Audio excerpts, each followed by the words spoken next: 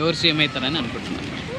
CM majority of section నేను రీసెంట్గానే పండక్కడి ఇంటికి వెళ్ళాను. సో గుడివాడ నుంచి నేను మా ఊరు వెళ్తుంటే సో ఆటో వాళ్ళని అడిగాను, నేను జనరల్గా క్యాజువల్గా అడిగాను, నాకు ఎంతూసియాస్టిక్గా ఉంటుంది, నేను హైదరాబాద్లో ఉన్నాను కాబట్టి కొన్ని ఇయర్స్ నుంచి, సో ఆంధ్ర వాళ్ళ ఒపీనియన్ ఎలా ఉంటుందని తెలుసుకుందని అడిగితే ఆటో అంటే జనరల్గా ఆటో వాళ్ళకి బాగా తెలుస్తుంది knowledge.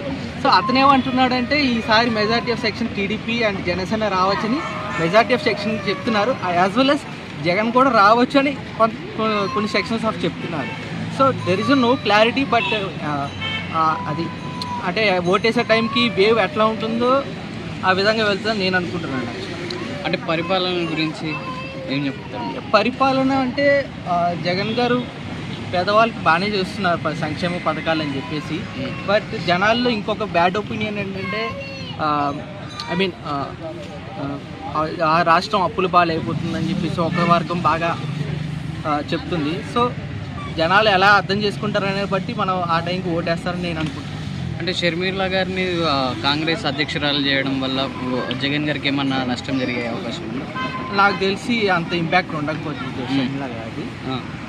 Majority of Janasena, TDP and YSRCP party బాగా ఎక్కువ ఉంటుంది.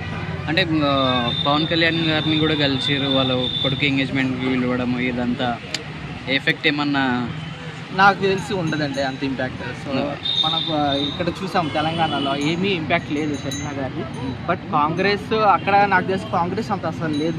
సో విత్ ఇన్ ది 2 monthsలో పుంజుకుంటుంది షర్మిలా గారి మొత్తం చేస్తారంటే నేనైతే అనుకుంటున్నాను.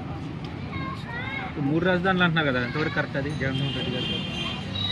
3 రాజధానులు అనేది at present is on going అంటున్నారు, బట్ దర్ ఈస్ అంత ఇంప్రూవ్మెంట్ అయితే లేదు. 3 రాజధానులు అనేది ఇట్స్ ఎ నెంబర్, పేరు చెప్తారు కానీ ఐ థింక్ ఓకే. ఇప్పుడు ఎమ్మెల్యే గారిని మారుస్తున్నారు కదా జగన్మోహన్ రెడ్డి గారు, ఆ ఎఫెక్ట్ ఏమైనా ఉండిద్దంటారా టీడీపీ మీద? టీడీపీ మీద అంటే ఇప్పుడు మా కాన్స్టిట్యూషన్లోనే పార్థసారథి గారిని మార్చేశారు. సో ఇంపాక్ట్ అయితే ఉంటుంది, ఎందుకంటే వైఎస్ఆర్సీపీ ఇక్కడ బీఆర్ఎస్ చేసి తప్పుని వాళ్ళు చేయకూడదని చెప్పేసి అక్కడ ఉన్న ఎమ్మెల్యేల మీద ఏమైనా నెగిటివ్ ఇంపాక్ట్ ఉంటే అల్టిమేట్లీ వైఎస్ఆర్సీపీ మీద పడుతుందని చెప్పేసి ఆ భయంతోనే మార్చుండొచ్చు నేను